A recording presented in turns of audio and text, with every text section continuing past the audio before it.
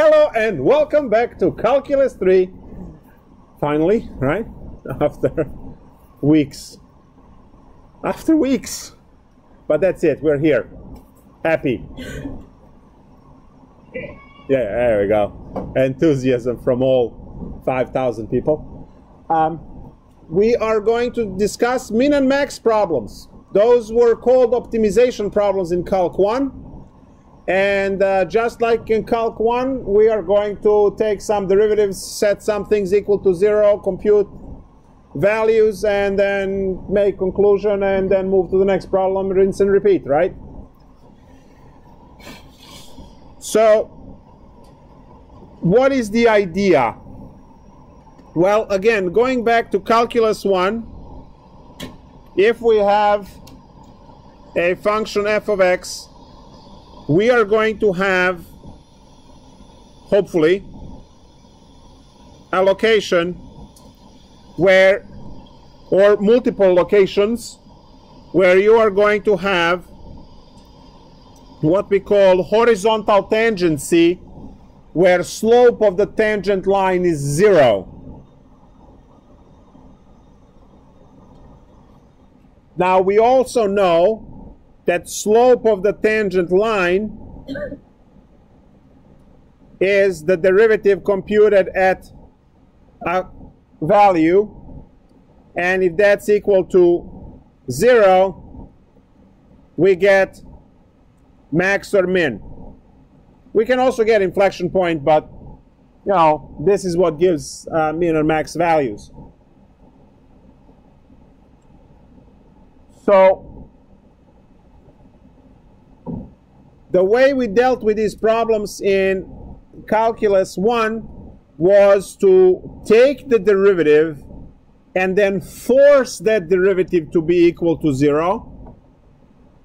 And in doing so, we were revealing the points at which the derivative was 0. And 0 derivative means slope is 0, meaning horizontal tangency, meaning min or a max. So horizontal tangent lines occur only when you have min or a max present. Now they also occur if derivative doesn't exist. Please remember the absolute value x function, which does not have a derivative at its min or a max. It's not differentiable at that point because it's a spike, but we still have a max value there. So we also have that additional condition that they occur when the derivative does not exist. But it's a tricky one, obviously, because we can also have a vertical asymptote there. So then in that case, no min or max. So you have to be careful. So now the goal for today is to take this into the 3D realm. What's the highest point on the planet's surface, right? Well, that would just be the maximum, which is Mount Everest, exactly. What is the deepest point at the planet? Yes, that's where they buried all the Decepticons, right? So, oh, you haven't seen the movie? Yeah, that's where it tossed them all, right there. So it's a huge pressure, right? It's really deep, miles. So I think it's 5 miles deep, something like that. So we have min and max that occur, right, on the planet's surface. But then you can pick up any object, which you can describe through mathematical functions, and there is going to be, since it's a 3D object that physically exists in our physical realm, right, it's going to have the highest point somewhere. And at that highest point, right here, right, we would have a tangent plane that would be horizontal, meaning it would be parallel to xy plane. So z equals some number, right? And that will be horizontal tangents. Well, it's a plane. So we would like to see at which points would such thing occur. If there is a max somewhere, should be a min somewhere. Now, obviously, we have to be careful about that because, again, mathematics, you know, finite objects, clearly you have to have min and a max present. But if you're thinking about the infinite cylinder that never ends, and you can slant it even like this, right? Well, no min and max because it extends indefinitely up and down in this case. So we're going to approach these problems the same way like we approached them in Calculus 1, by computing these things. And equations will tell us whether there is a max or a min. Now, we start with the definitions first, right? And these are local maximum and minimum values.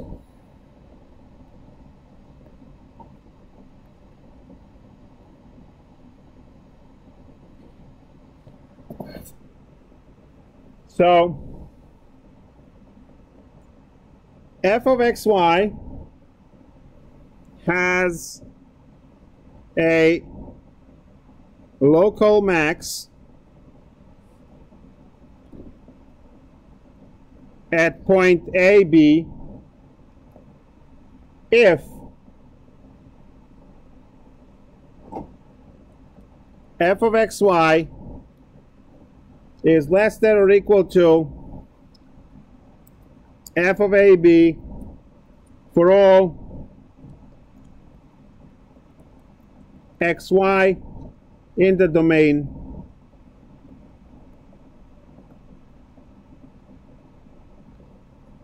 in some open disk.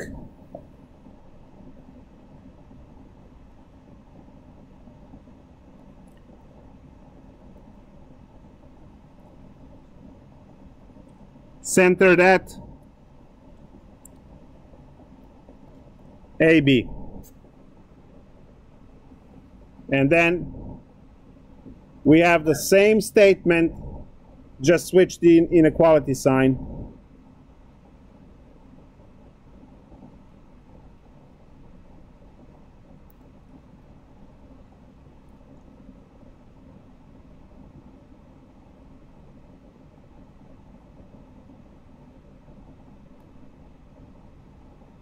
Hello.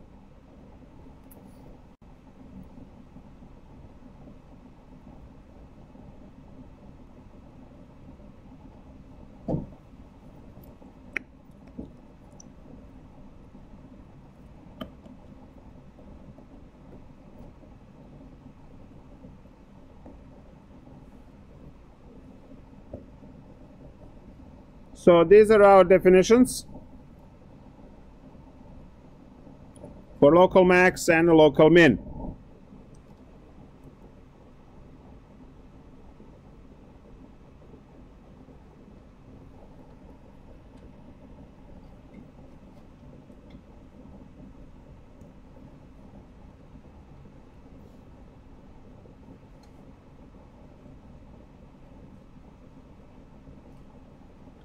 And now the important theorem that relates, you know, the same stuff I talked about, the slope. When we have zeros, now we want the partial derivatives that go in a tangent plane, we want those to be zero. So we will say derivatives in local min max values. So this is a major theorem we will be working with. It says if f has a local min or a max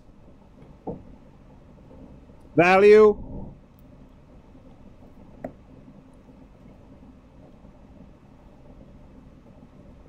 at point A, B,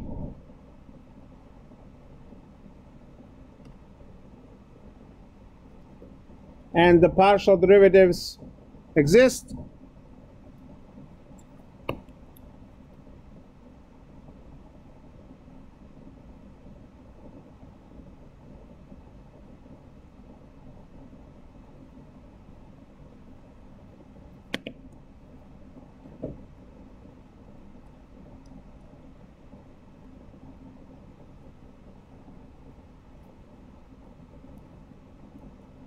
at AB, then fx AB is equal to fy AB is equal to 0. So this is that part that in Calc 1 you said, oh, take the derivative and set it to 0. Again, if you are to have a maximum point on whatever the shape you are considering, the tangent plane that sits on that point will be horizontal plane. And that means A0, B0, the partial derivatives xy and xb that create this tangent plane will be 0. And that's exactly what this statement tells us.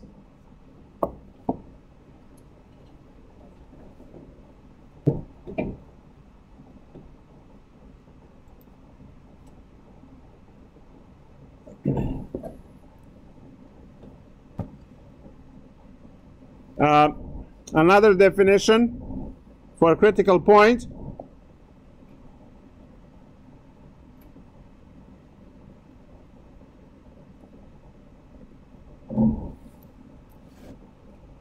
So an interior point AB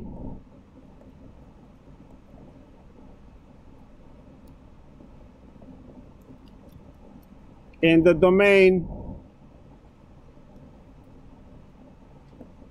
of f of xy is a critical point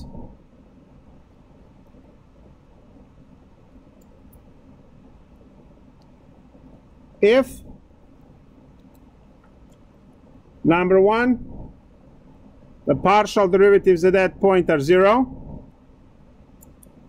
both of them, or at least one of the partial derivatives does not exist. You can have both.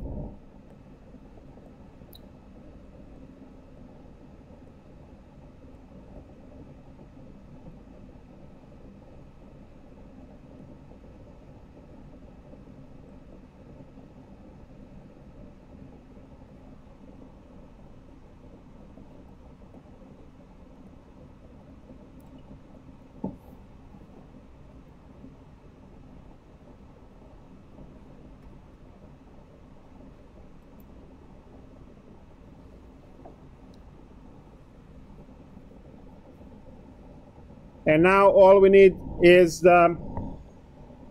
another theorem to test for min-max and the saddle point,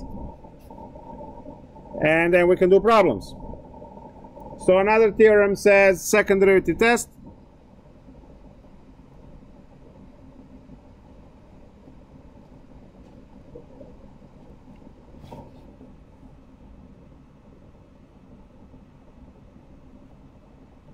All right, so suppose second partial derivatives of f of xy are continuous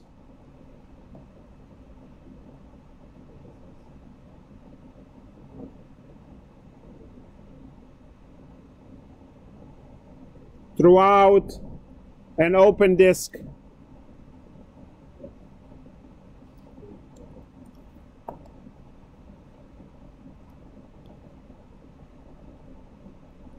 centered at AB,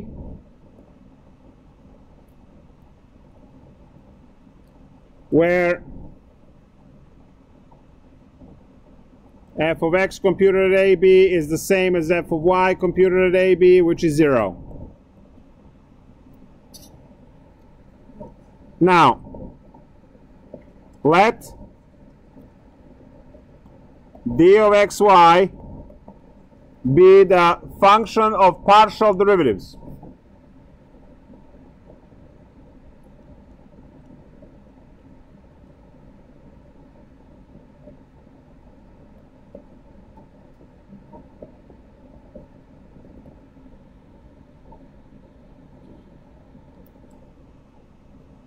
Here are the conclusions. Number 1. If DAB is larger than 0 and fxx at AB is less than 0, we have a max.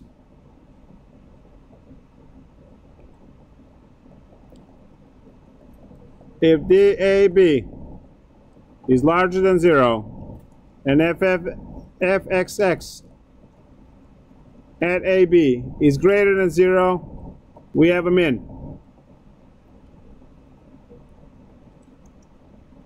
If DAB is less than 0, we have a saddle.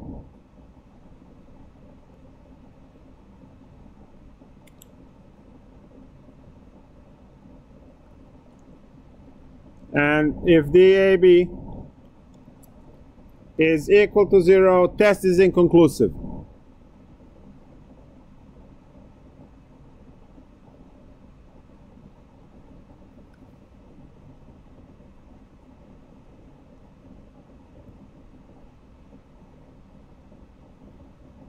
Oh, I should have put 1, 2, 3, 4.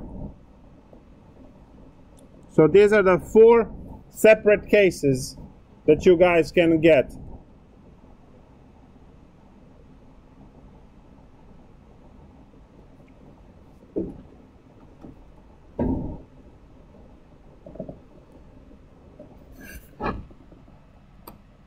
Now,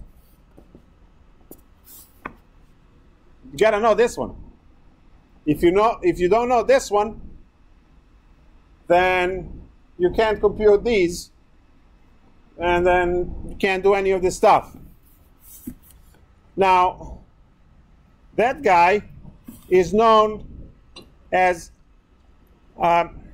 determinant of the Hessian matrix. So, whatever is better for you to memorize, whether you're going to memorize the formula or you are going to memorize the awesome matrix of second partial derivatives. fxx, fxy, fyx, fyy. If you find the determinant of this matrix, you will get that formula. For matrices, when you put 2 vertical bars, that means you are looking for the determinant of the matrix. So if you write a matrix like this, 1, 2, 3, 4, within the brackets, that's just the matrix. You can look at it and admire its beauty and stuff like that, right? That's it. But if you put 1, 2, 3, 4 in the straight lines like this, that means you are computing the determinant, which means you will execute the pattern that you guys already know. So it will be 1 times 4 is 4 minus 6 equals -2. So depends on which notation you have. Now clearly I have these vertical bars, which means I will be computing determinant. The way we compute determinant in 2 by 2 is we multiply diagonal and then subtract the product of the other diagonal. So what you have is fxx times fyy minus fxy times fyx. But we know that the partial derivatives, these two guys, are the same, right? So you can just go and write this squared, and you're done. That's your formula. Now you will be computing these partial derivatives at the point AB. So this is the general formula with x and a y. And then you are going to apply that at AB. So each one of these becomes AB because you're computing at those values. Would that be squared then? What happened? Last term, fxy, xy. Oh, it is squared. What happened to my square over here? There's a square over here, guys. I will do it in a problem.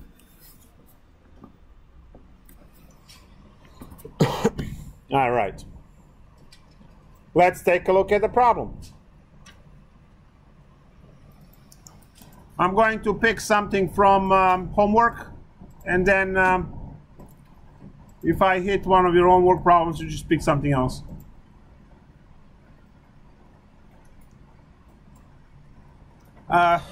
First exercise is to find critical points.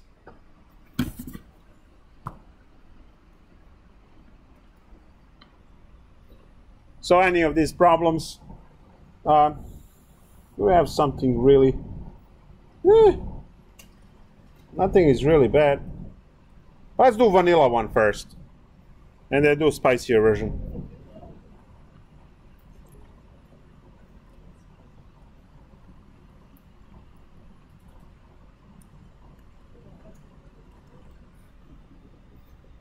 So we are looking for critical points. We are looking for critical points. Now we said to find critical points, find partial derivatives and set them equal to 0. So what is my fx? Very good. And what's the fy? Very good. You had enough time. So now we need to set each one of these to 0.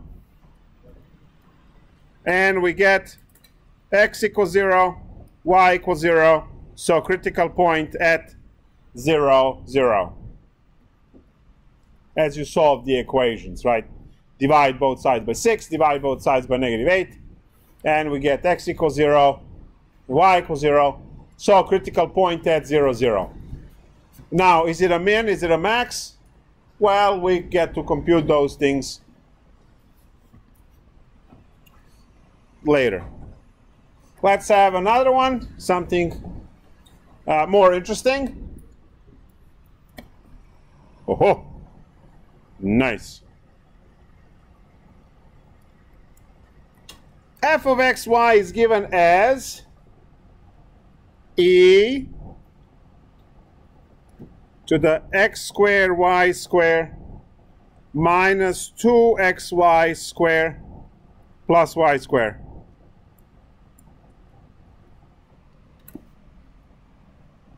Go on, have fun.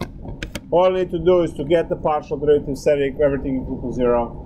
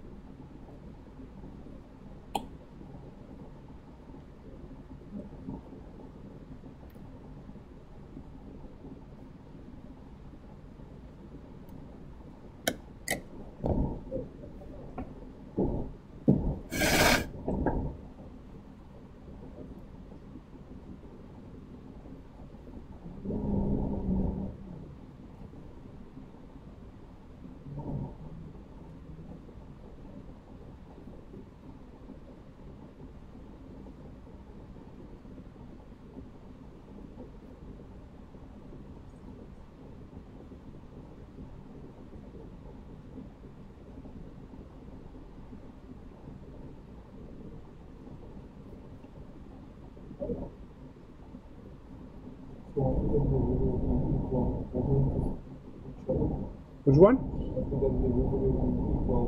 Each one to 0, yeah. Each one to 0.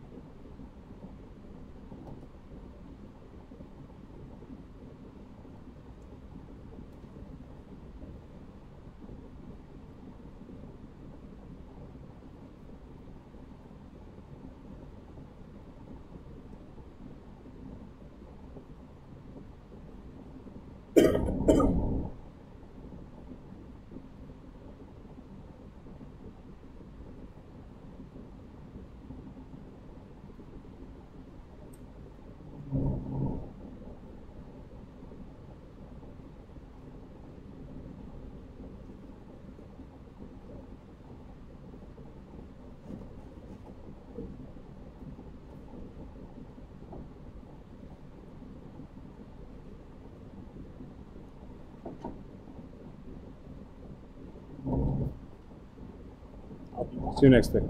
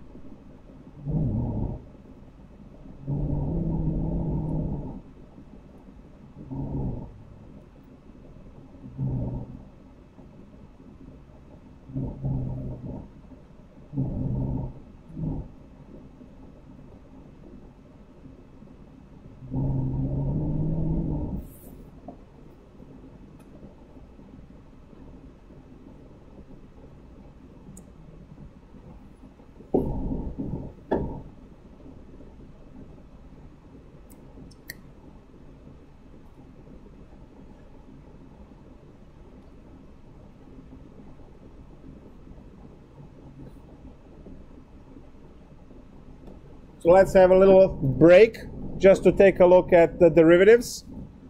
We are taking derivatives of exponential functions, which means we get to copy the function as is and then take the derivative of the exponent as a chain rule, right? For partial derivative in respect to x, we keep all y's as constants. So technically we are just taking derivatives of polynomials, right? The derivative of x squared is 2x. Copy y squared. The derivative of negative 2x is negative 2. Copy y squared again. And then the last term does not have x, so the whole term dies. It's constant in regards to x. And then you take fy, which is the same deal, except now your y is the main variable and x's are constants. So that's that. Now we're supposed to set them each equal to 0 and solve. This is where fun begins, as you can see. What I promise you for this and the next section, you will not worry about calculus at all. The algebra? Yeah, worry about that. So now let's solve this. You know how in algebra 1 they say solve the equation? There's your algebra question. Solve the equation. Solve the system.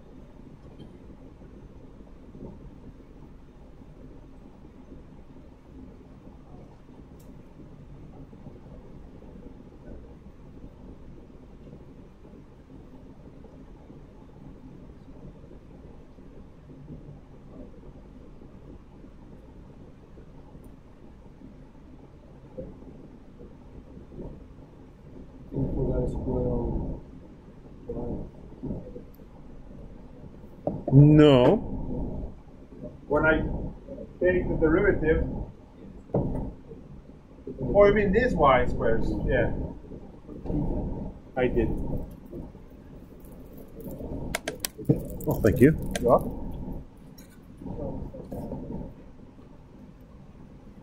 Yeah, those have squares, you're right. So let's solve these. First off, a to the x. Graphs this way.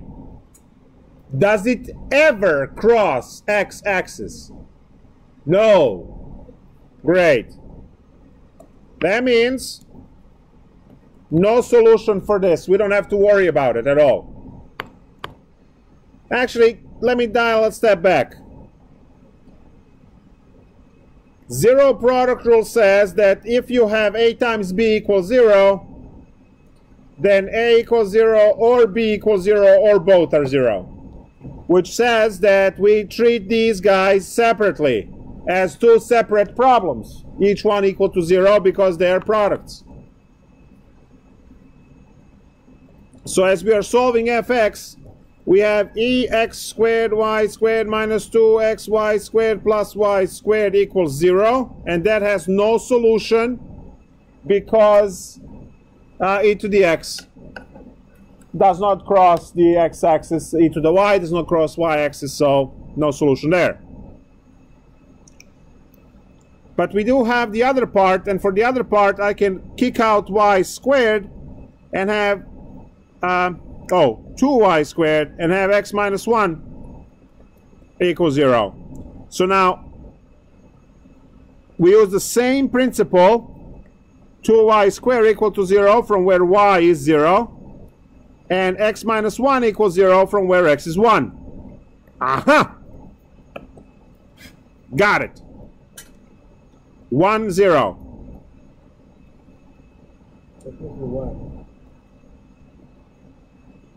What happened? Now we do fy. These two together, this times this, is all of this.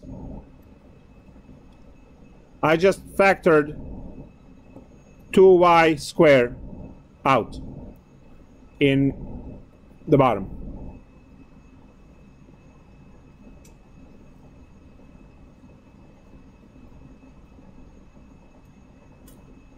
So that was all solution for fx equals 0. Now we go fy equals 0. We have same amount of work or more.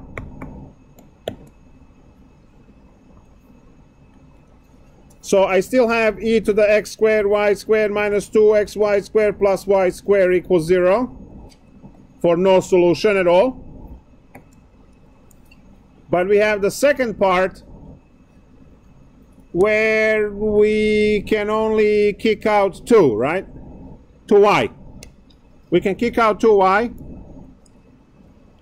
and we are left with x squared minus 4x plus 1 equals 0. No, 2x I said, please pay attention. And now we use the same trick. 2y equals 0 to give me y equals 0, and x squared minus 2x plus 1 equals 0. And if you look at this, this should be factored as x minus 1 squared from where you get x is 1. So you get 1, 0 again.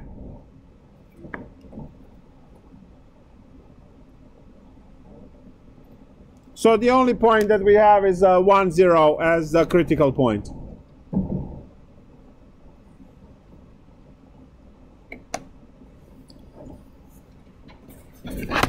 So we are hoping to see a min or a max at this point. Well, max, c to the x, right? But I don't know.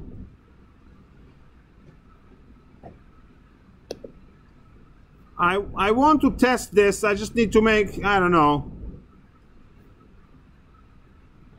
If Mathematica explodes the computer again, then I can't show it. But I really want to graph this function in 3D and see that critical point, which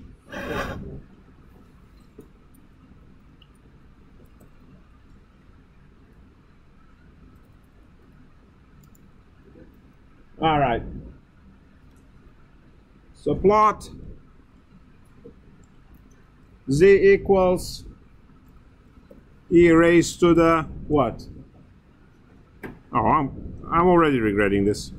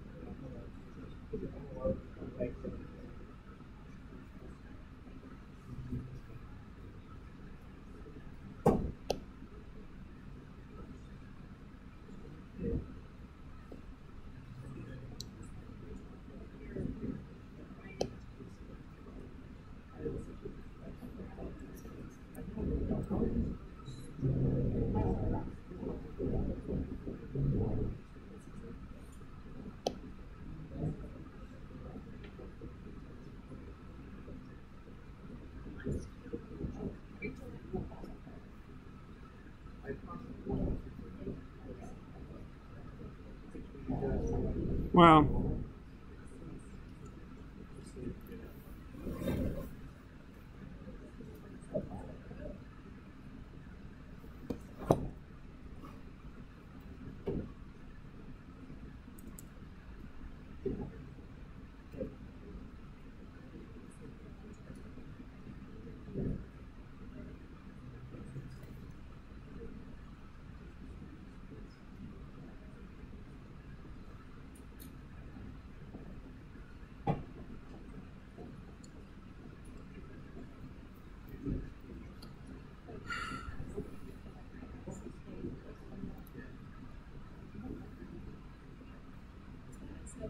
yeah, it's not plotting.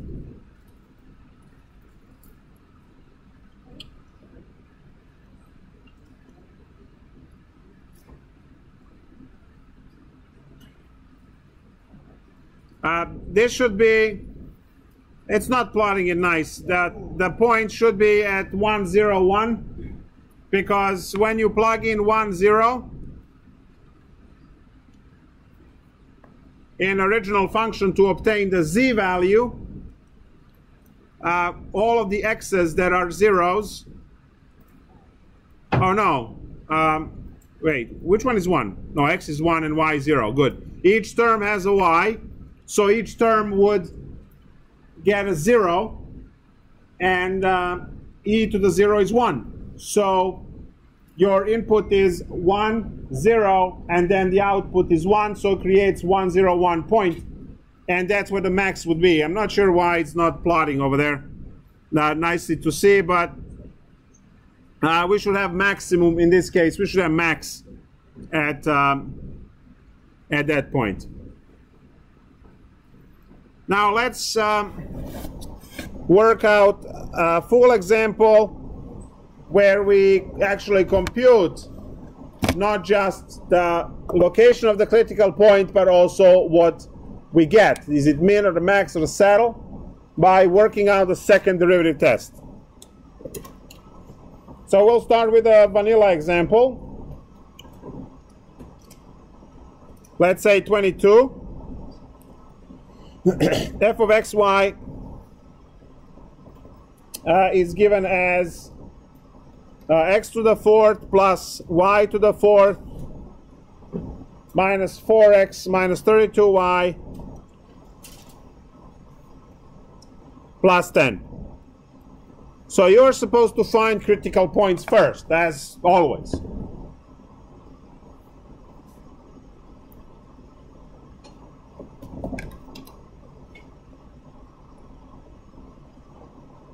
X to the fourth.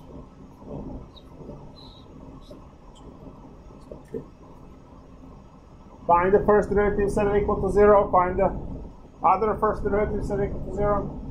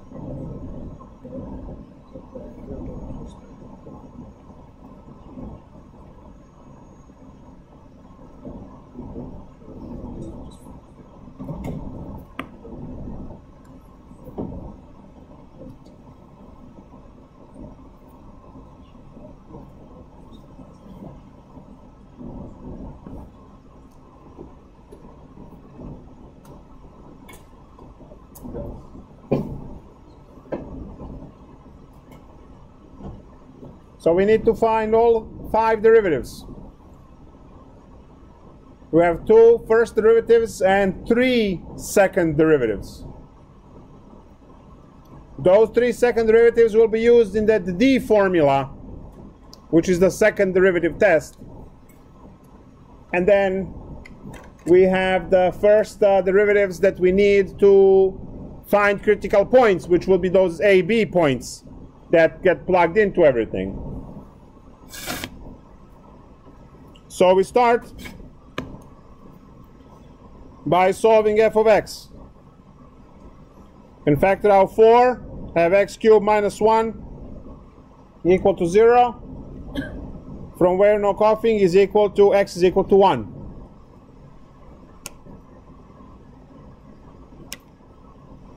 Now for fy, we kick out again 4. We have y cubed minus 8 equal to 0, from where y is equal to 2. And this creates 1, 2. That is your AB point from your definition.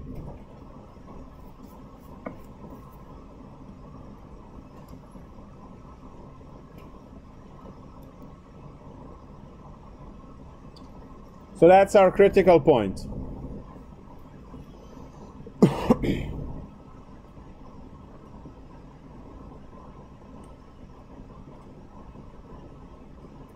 So now we have the critical point. We know that this critical point is either min or a max or a saddle. It's one of those 3, right? And what we need to do is we need to put together the D formula. D formula was fxx fyy minus fxy squared. All of that computed at AB point. Great. So D computed at 1, 2 is going to be fxx computed at 1, 2, that's 12 times 1 squared, times fyy is 12 times 2 squared, minus 0 squared. Because the partial derivative fxy is 0, and we need to square that one. So what do I have? I have 12 times 4.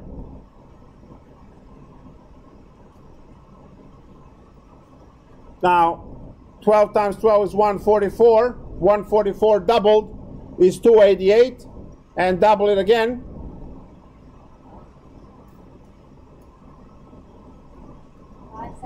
576.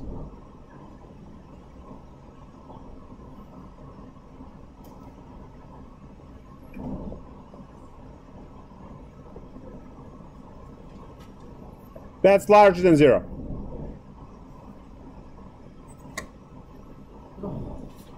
What happened?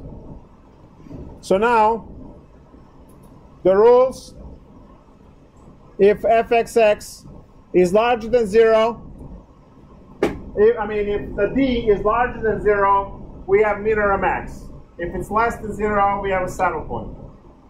So it's this, and now we just take a look at fxx, if fxx is larger or smaller than 0. Now our fxx is positive, so it is the second case, which means it's a minimum.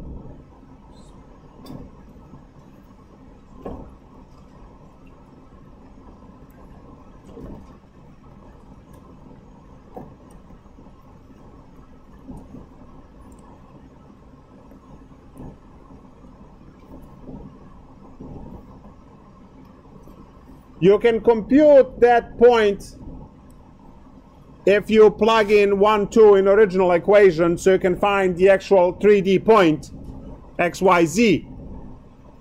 We know that z is equal to f of xy, so you can find the point and actually write the full point. So the problem was you have 1 to the 4th plus 2 to the 4th minus 4 times 1 minus 32 times 2, and then plus 10. So when you compute this, you get the z value for your problem.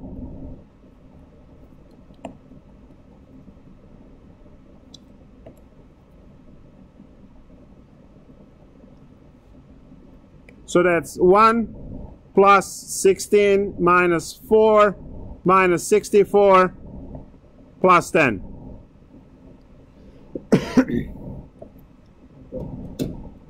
What happened?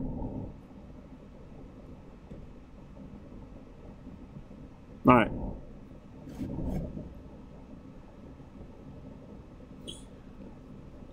So what do I have?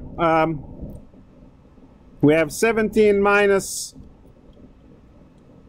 68, 58. So that's negative 41. So the point is 1 to negative 41. It's a minimum. That's what we're looking for. So the entire problem is very structured, and it's the same concept as your Calculus 1.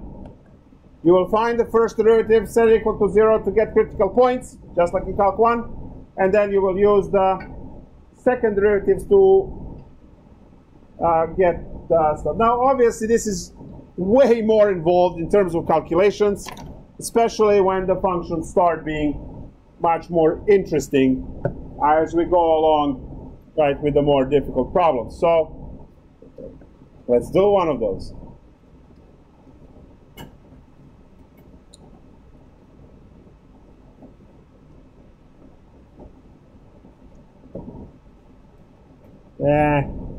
Let's do another easy one. 26.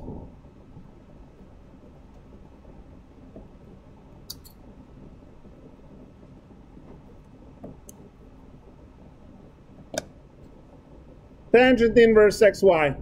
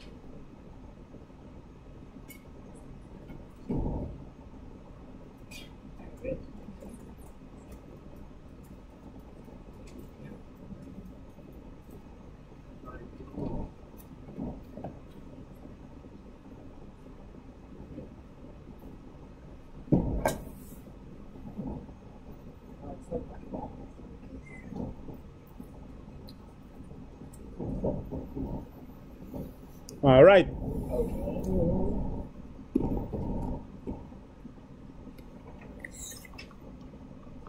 Let's take a look at the derivatives first.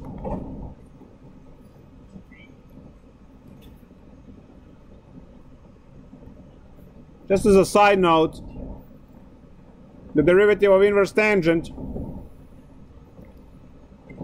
of f of x is the derivative of f of x divided by 1 plus f of x squared. Chain rule. Calc 1. This is the derivative of inverse tangent from Calc 1. So now what do I have? This is my f. And it gets squared in the denominator. And its derivative goes in the numerator. So as I look for fx, now y is a constant, right? So I have 1 plus x squared y squared, and then the derivative of xy in respect to x is just y on top. Now the other one is symmetric, so it's going to be x over 1 plus x squared y squared, because, as I said, it's symmetric. Now it's time for us to take the derivative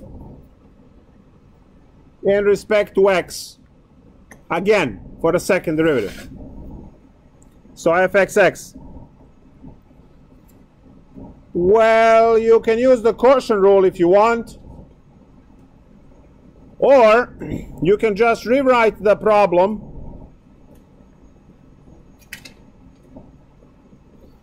and use the chain rule.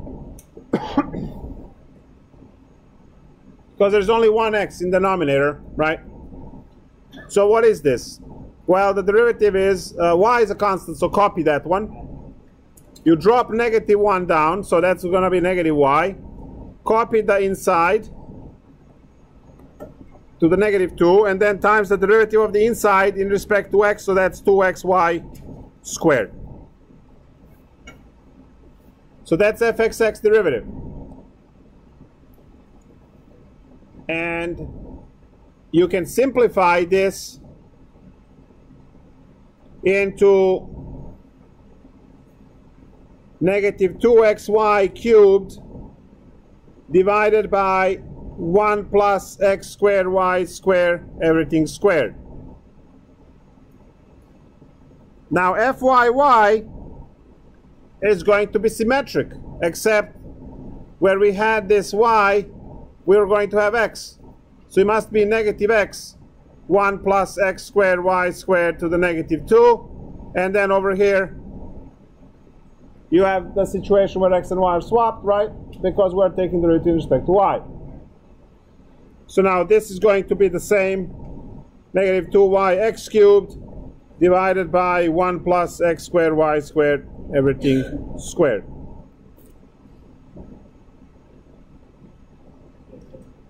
Now the only annoying one obviously is going to be fxy, because we have two y's over here, and we'll have to square this eventually. So I like to start these problems by completing all of the derivatives I need at the beginning of the problem, and then go compute critical points and start, because these problems can take long time to solve, right? And any kind of structure helps you get to that faster. It's good. So my method, as I do the problems, you can do it any way you want. You can just find the first derivatives, deal with critical points, and then find second derivatives. I just don't like to scroll and flip too much, right? I see the function, I can do all of the derivatives right away, put them on a pile, and then I need to refer to them only once. So I'm taking the derivative of this in respect to y. All right, so what do we have? We have a quotient rule. So copy denominator and square it. Put the denominator up as is, times the derivative of the top. Well, we're taking the derivative in respect to y, so it's 1. Minus copy the top, and then take the derivative of the bottom in respect to y. So that's going to be 2y x squared. Derivative of 1 is 0. So now we need to fix this.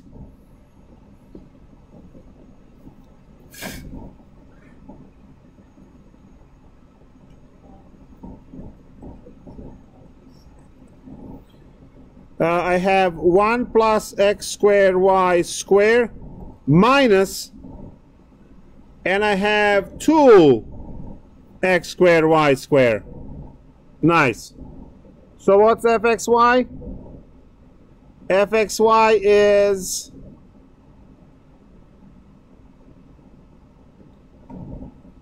one minus x squared y squared divided by 1 plus x squared, y squared, everything squared. Great. I have all derivatives, and now I need to calculate critical points by setting the first, and first derivative is equal to 0. So let's go. fx. We have y divided by 1 plus x squared y squared equal to 0. We need to cross multiply to solve, and we get y equals 0 right away. As you cross multiply, the denominator multiplies into a 0 and goes away. So there we go. Then we do fy, which is symmetric and has to have the same outcome. As soon as you cross multiply, x equals 0. Done.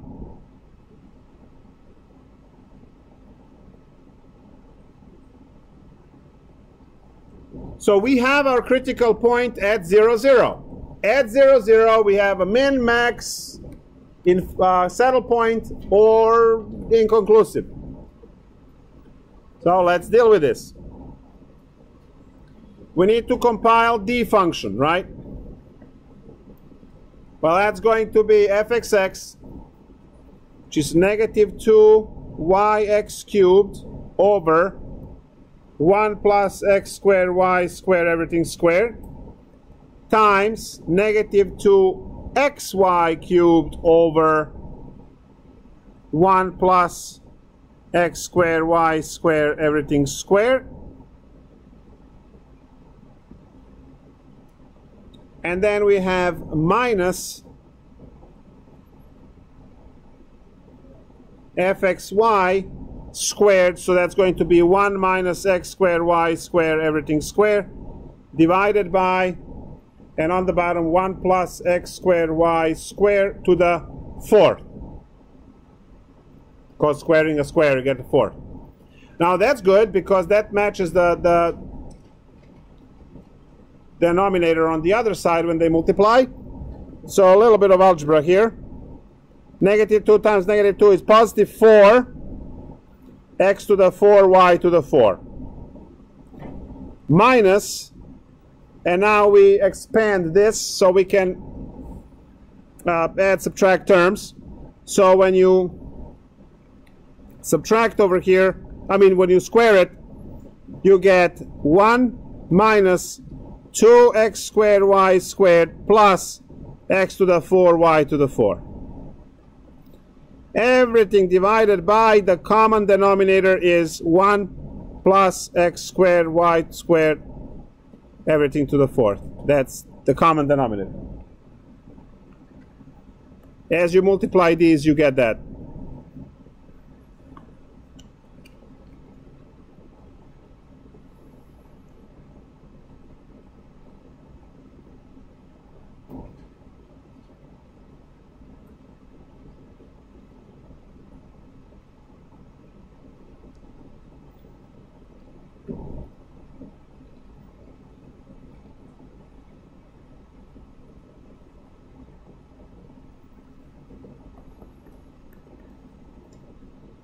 Well,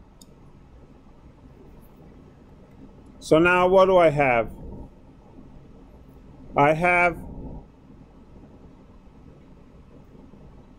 4x to the 4 y to the 4 minus 1, so it's 3x to the 4 y to the 4 plus 2x squared y squared minus 1 divided by 1 plus x squared y squared to the 4th. That's the d.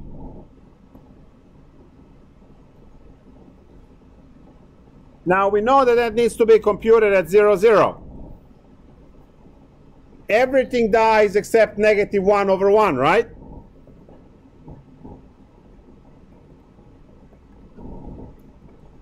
Which is negative 1, which is less than 0, which implies saddle. Because it was negative. D was negative. When D is negative, it's a saddle point. Now I have to scroll all the way back to find it. There it is. When d is negative, we have a saddle point.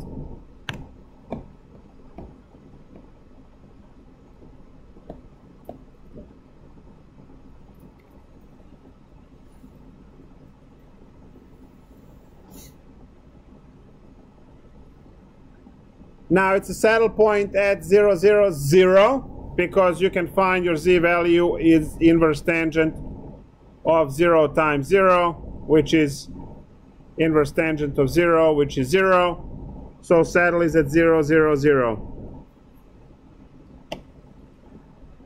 So what are the chances that my software is going to work here now?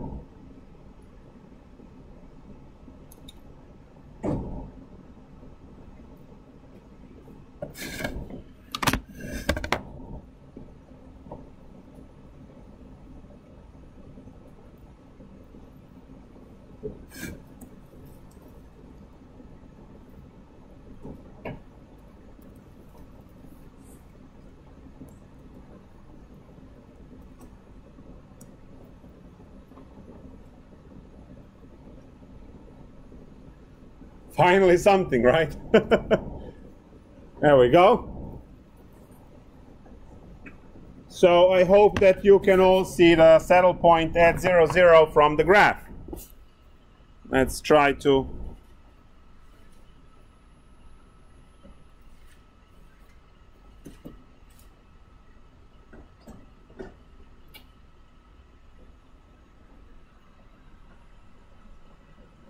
now, clearly the power of Mathematica is that you can do this. And as you can see over here, it's a saddle point at 0, 0, 0. You can't see it from the top. It's a little wrinkled sheet. But if you look from the edge, you see what it is.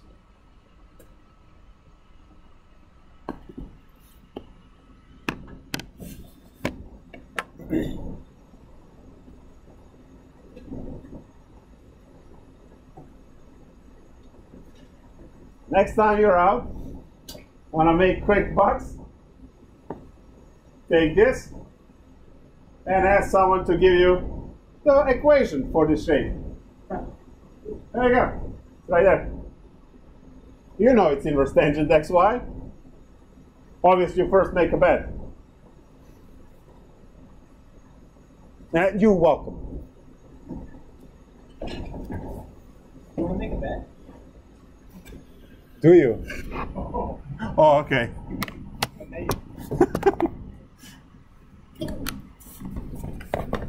Good.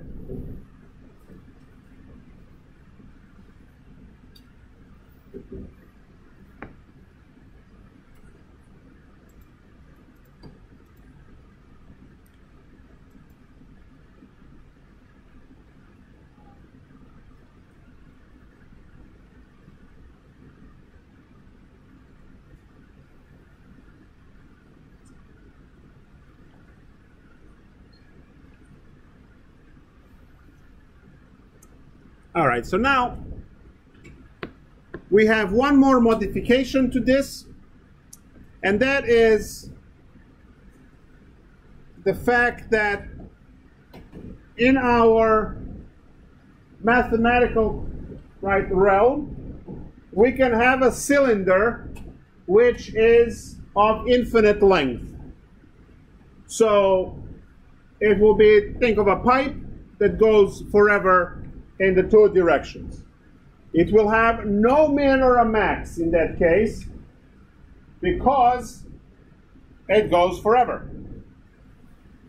But if you are to chop it off into what I actually hold now, so you're thinking about, I don't know, a soda can or a piece of a pipe, so it's a cylinder, you can clearly see that there is a maximum point and the minimum point. And every finite 3D object will have that, a min or a max, right? So when you go to measure yourself, they put down the little scale, right? As soon as it touches the the head, that's going to be, it acts as a tangent to your head, and it gives the height. Now that point, right, the z value is what you are after. So, I don't know, 196 centimeters, right? 196 centimeters is a height that you can measure, right? So that will be z value. So now, what I can do is I can take an infinite cylinder or take whatever shape I want and then cut that shape. And then we can look for the max value on that shape. Now, you probably have a concept of a cookie cutter and a dough, right? It doesn't have to be cookie cutter. You can just take a glass and make the right cutouts. The idea is that, you know, that dough is never going to be perfectly smooth, right? Flat. It's going to have little hills and bumps and so on. What is the highest point on that dough? You can actually compute that if you have the equation of the surface. But what I'm interested in is, as you're looking at that dough that you, right, when you use the cookie cutter, right, you have now one little piece that is going to become a cookie once it goes in the oven. Now, the highest point is guaranteed, and it's going to occur somewhere. It could occur inside, so you can have somewhere the highest point inside, or you can have the highest point at the edge. So now what we are going to do is we are going to develop the method to compute those points on the edge. The points inside are all covered by this method, which we covered already, right? The one that we did before. So that will cover all of the points inside. We just need to learn how to deal with what we call the boundary. Because, again, the highest point could be on the boundary. Now, we do have analogous thing in Calc 1. We use the method in Calc 1 to find min and max in between, and then you compute the f of a and f of b, and then, you know, those, you pick the highest of all numbers, or highest of all y values, and that's where the max is, and the lowest of all min values, and that's where the min is. We're going to do the same thing now. So what I'm going to have now is not just the shape with a function, but I'm also going to have a stencil, which is the set of equations that blocks off the domain. Because what is a cookie cutter? Cookie cutter is a two-dimensional equation that presses into the dough, right, and restricts that infinite xy domain, or whatever your dough was, to whatever the shape of the cookie cutter was. So the cookie is now 100% defined, right? Its domain is 100% defined by the equation which defines the cookie cutter. And in our case, that is going to be the boundary for our cutout. Now, we do have a nice graphic in a book where you have some kind of a shape.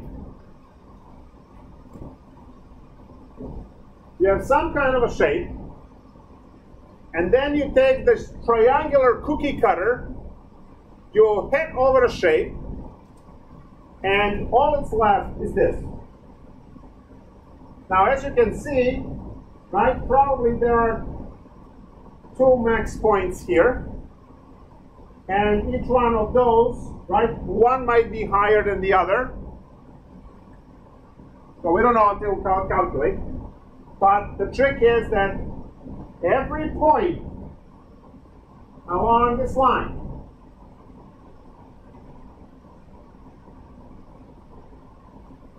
is there. And I need you to stare until that's clear.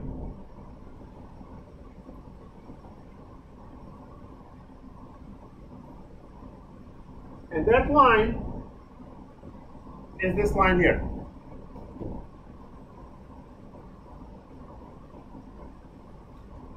So I need you to connect those ventally. So as the cookie cutter cuts through dough, it is going like that, and it hits the table right here. So this line is on the table in the domain of the dough, and this is dough. So on a dough creates this shape. When it hits the table, well, it was the straight line from the stencil, and that's the equation that gave us the stencil. So these over here are the ones that you see that 0 x to 15. So you have 15, 0 to 15 on x, 0 to 15 on y, and then you have the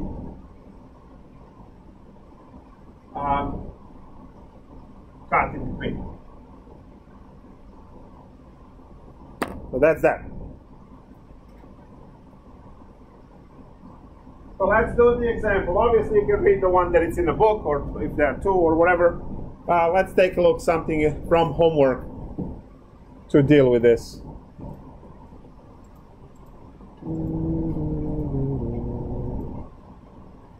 Is that another example?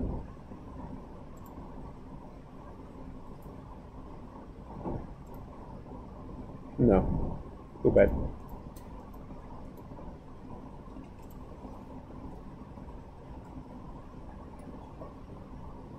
Four examples given to you, 53 to 56. No coughing. Let's see.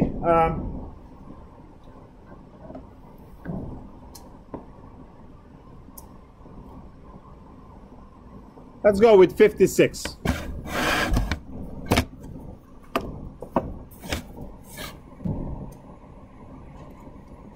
So we have fxy, that's the surface that it's given to us, the dough, as x squared minus y squared. And then the cookie cutter region is given as set of all points x and y, such that absolute x is less than 1 and absolute y is less than 1. Great. Well, the first thing I want to do is I want to draw the domain. Technically, I just need to draw the R.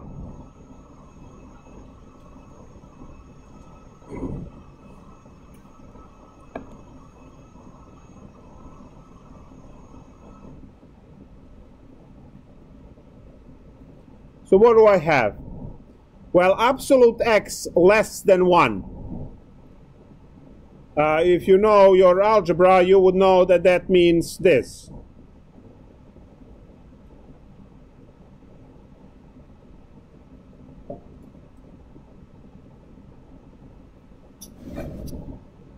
So that will give us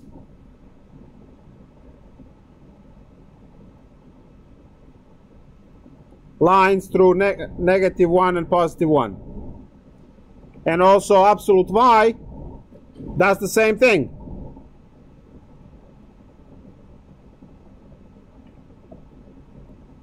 So what do we have?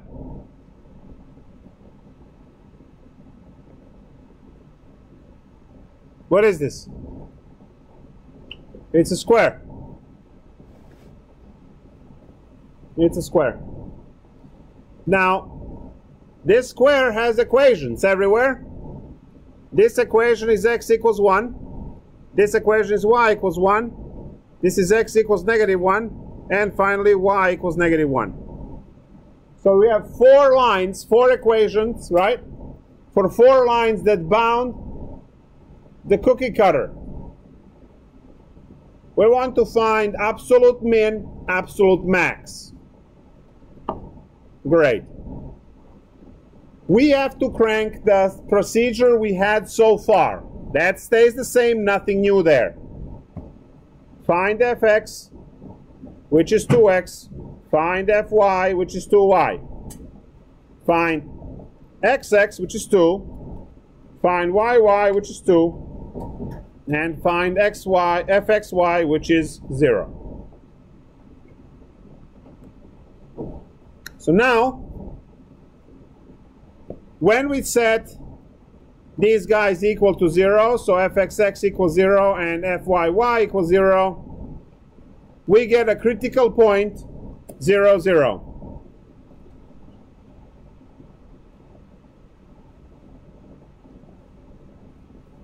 So we have critical point. Now we compute d. Well, d is just 2 times 2 minus 0, which is 4. So d is larger than 0. And we have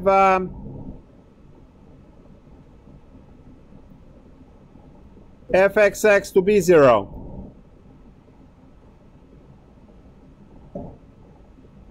Yes. I'm sorry? Negative 2y. Ooh, negative 2y. Yeah, I'm wondering why is this not working. So that's a negative there. That's negative 4.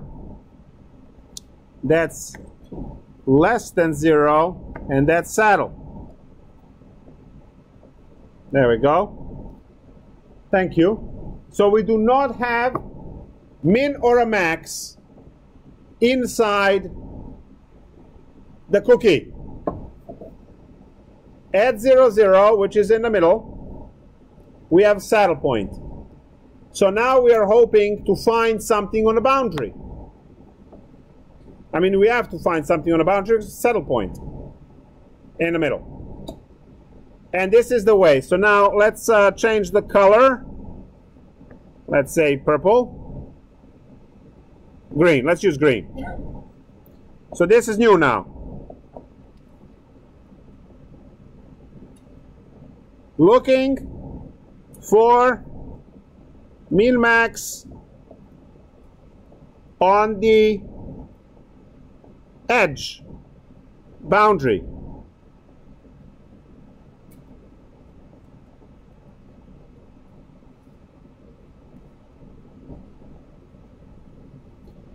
And the way we do this is we have fxy, which is x squared minus y squared. Number 1, look along x equals 1.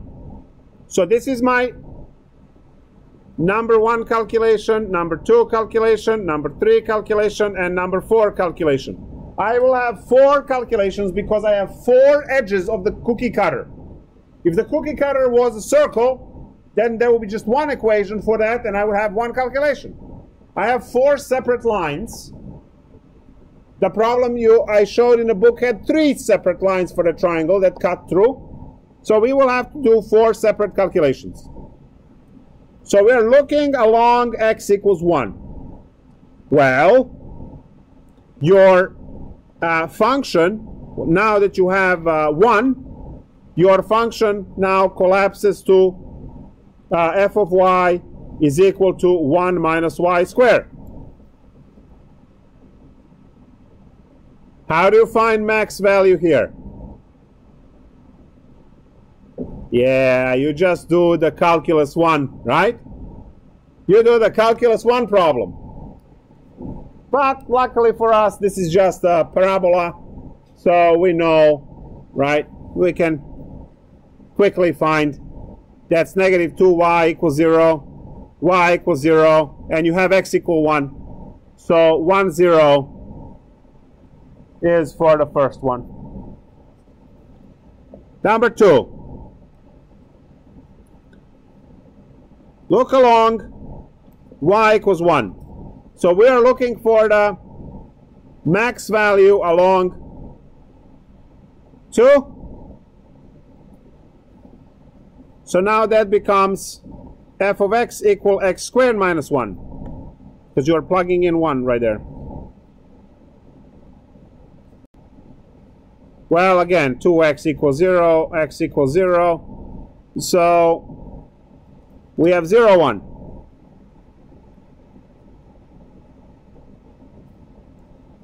Number 3. Look along, x equals negative 1. Well, that's going to give us the same thing like above.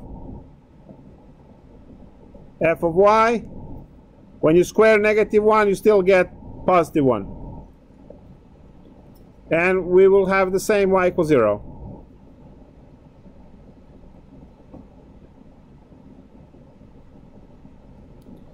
And finally 4. Look along, y equals negative 1, which will give us f of x is equal to x squared minus 1. 4x equals 0, right? To give us 0, 1. There they are.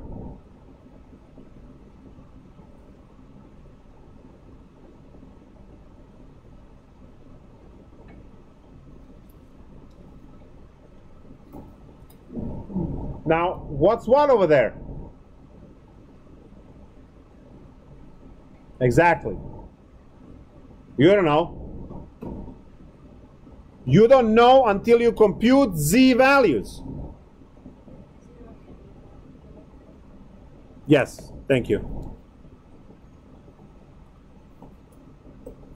So you don't know what's what until you compute z values. All right, so for number 1, z value at 1, 0 is equal to 1 squared minus 0 squared is 1. So we have a point 1, 0, 1. Second one, z of 0, 1, which is 0 squared minus 1 squared, which is negative 1. So you have a 0, 1, negative 1. Number 3, z of negative 1, 0 is going to be negative 1 squared minus 0 squared, which is also 1.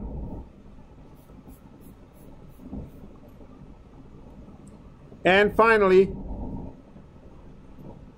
z at 0, negative 1 is going to be 0 squared minus negative 1 squared, which is negative 1. So what we discovered here is that that's a max, that's a min, that's a max, and that's a min.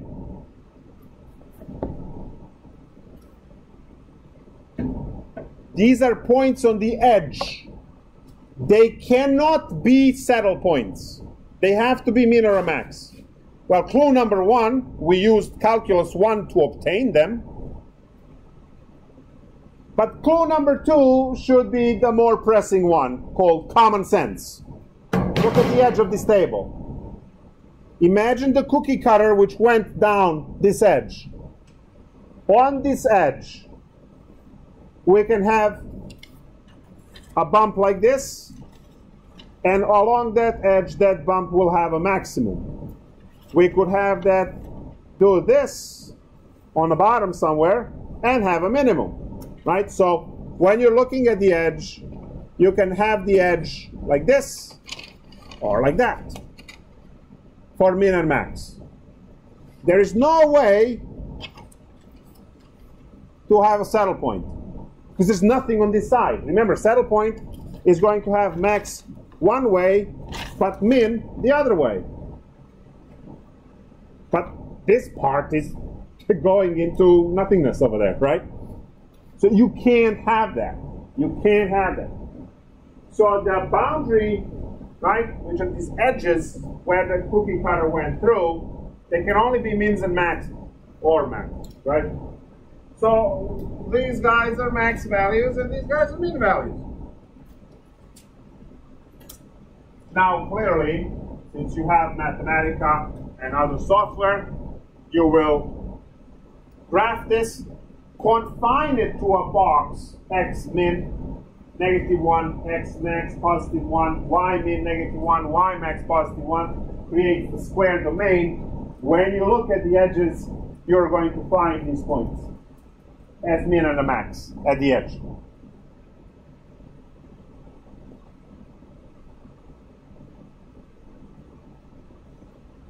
That's it. I hope you're not disappointed. Take a little break and then talk about Lagrange. I know. You guys want to solve the test? You want to talk about tests? Okay, we can talk about